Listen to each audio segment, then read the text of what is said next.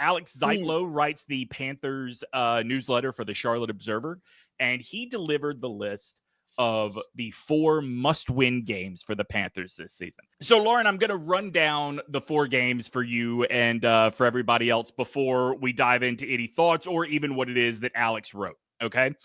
They are week 1 at the Jaguars, week 4 at the Patriots, week 10 at home against the Saints, and week 16 at home against the Buccaneers.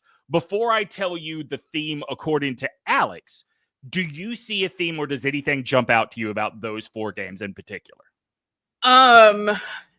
In theory, they're very winnable, and they're to me, what jumped out was that they're technically winnable games against teams that either weren't very good or in some cases supposed to be bad, and that they're all like kind of spread out throughout the season.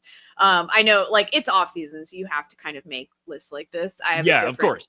Context I'd personally add to it, but you go, what was your theme that you know? Okay, so first of all, Alex said to him, this is all about at this point in the season, winning this game would keep 9-8 in front of you, would keep 9-8 a very real possibility. I think that's fair. I also think that each of these games are measuring sticks in certain ways. You should be 1-for-1 with the Jaguars. That should be on a neutral field. Either team can win that game. And if you can win that game in Jacksonville, that really does tell you everything we've been hearing in the offseason is true. I think that there is a little bit of a roundabout one you have to do with New England, which is New England should be the mess right now that Carolina was in 23, right? I know that they have a quarterback that's been there for a year, but they just tore it all down. And if this team with a year of growth under a young, innovative play caller is not good enough to beat a team that is a mess with a retread head coach coaching a bunch of guys that are not good enough to get him where he's used to being, that should be a win. And then the other 2 are in the division, right? The other thing that jumps out to me is the personalities. You don't want to be the team that Travis Hunter proves, oh, this wasn't just a college football thing against, right? Like you don't want to be the team that is the poster child for here's the new face of the NFL. And also, and this is my, personal thing, like, how I felt about people whining about not having Sam Howell instead of Bryce Young. Like you're going to see that again if Drake May balls out against this team. You are going to have the chatter again for people that Carolina should be their home team. I can't help but notice the personality of the teams that are not in the division. I think the teams in the division should always be a measuring stick game. Those should always be must wins in your mind. Yeah, I mean, I get. Why was my first impulse to be like, I don't know if you grew up a Carolina football fan, I don't know why you would want your favorite pro team to have that albatross around. Yeah. No, I mean, it's player dependent, and I get that too. And Carolina is only just now starting to have like good quarterbacks in the last 15 to 20 years. So I get that it's like a new exciting thing for them, and it's like the possibility that someone also, can play. So that's part of where that comes from, I think. But like, and also Drake is not Sam, right? Like I think it is fair to, like what bothered me about Sam Howell is it was so clear to me watching that he is a starting quarterback because of situation only, not because of talent. Drake May has the talent to be a starting quarterback in this league. It makes sense that a team is trusting him. It's not the same thing. Logically, I understand that. Emotionally, I cannot handle you Carolina fans telling me that everything would be perfect for the Panthers if only they had a UNC quarterback. Mitch Trubisky could have been Drake May if he'd had like what if Drake he'd gone to a franchise that knew how to handle quarterbacks. No, because this is the thing. It's like that thing Chuba has that you can't teach, and Drake has it, and Sam Howell has it, even though he doesn't have the talent of a Drake. Sure. That killer instinct of like wanting to put your body on the line and just do whatever it takes, sometimes to your own detriment for both of those quarterbacks, frankly. But like, you just like, you have like a killer instinct in a way that like, and I'm not trying to slight Trubisky. It's not like he did anything bad. It's just like, it is a skill. It is like something that sets them apart. And so I think that is one difference between them. But anyway, I mean, yeah, I mean, I think that for sure. I mean, everybody loves a good quarterback narrative game. For me, I just think it'll be interesting to see like how they stack up. I hope the Patriots defense sucks as much as ours, because otherwise it's certainly not going to be a fair fight for Bryce in that game. Yeah. I don't know that any defense will suck quite as much, but we'll see. And so like, yeah, I think that for sure is a big one. Like for me with the must win though, it's a bigger picture thing of like, I think I've said this all year, all off season. I mean, like I really envision, like already I look at week 1 with nothing but dreaded fear, and not because the Jaguars are good. It's just because this team will always come out and disappoint you first. That's what they do. It's just like, it's become like an annual tradition. Yeah. So where and they will lose. And I've said this, I think they will probably beat some teams they're not supposed to. Agreed. And I think they will lose to some teams they're not supposed to. And so, like, for me, I think it's going to be more contextual in terms of their must wins. But I think in terms of like the game as a measuring stick must win kind of thing, it is really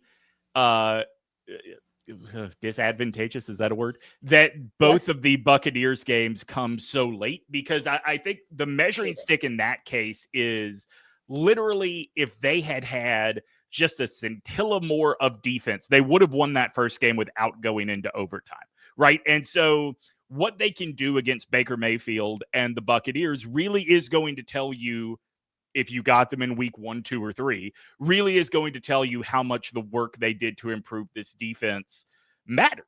And obviously we're not going to get that, at least at a time when everybody is healthy, to be able to evaluate that on a 1-for-1. And there are going to be other teams in there that in the schedule where we're going to be able to see the difference in the defense from 24 to 25. But I look at that first Buccaneers game, and to tie it all together with the Chuba Hubbard topic, like I don't even think we are talking about how could Chuba do this, or of all the times for Chuba Hubbard, like we're not even talking about that.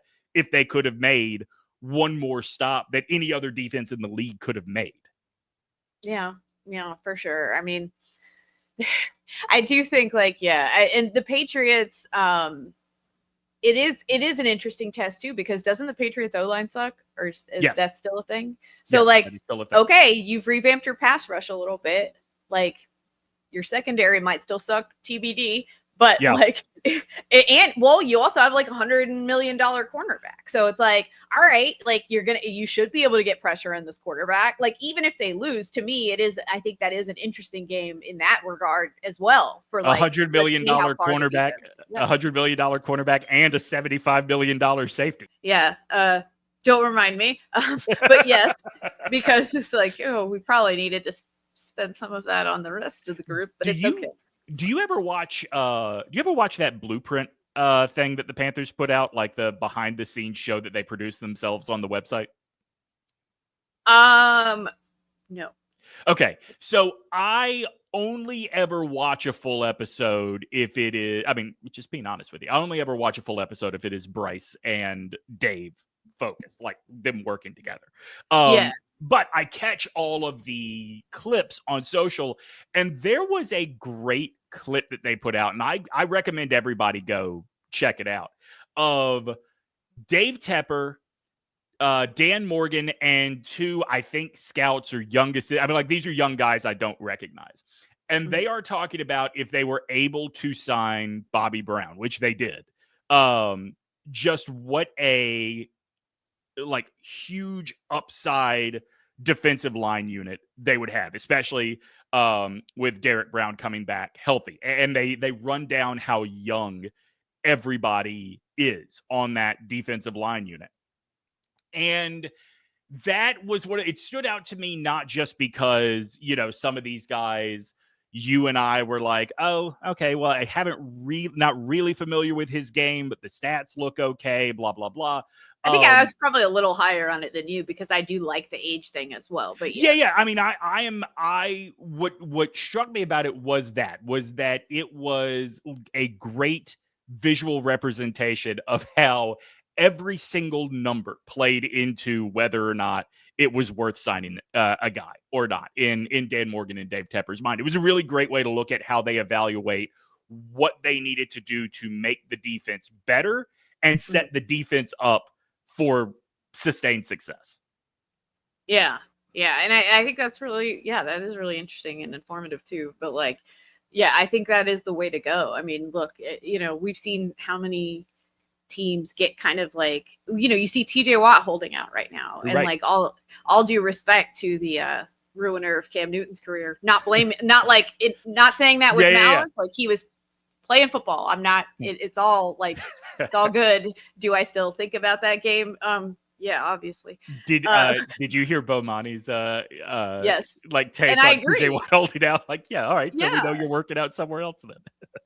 Like, I mean, that's what happens when you get past a certain age at certain positions in this league. It's just that teams are going to be like, okay, bye. Like they're not, so I'm glad to see that. But some teams do get like sucked up into that, and they're like, oh, I'm going to overpay this guy because everybody loves the guy or whatever it is. I think this is one of those things that I'm talking about our own fans, not just people from the outside looking in. Sure. We're getting sucked up in, oh, he's available, we should make a move. Or the Steelers may be willing to cut bait, we should make a move. And like, I get it, he would instantly make the pass rush better, but how much are you paying for how many years of actually improving the pass rush versus taking up a roster spot in a significant portion of payroll?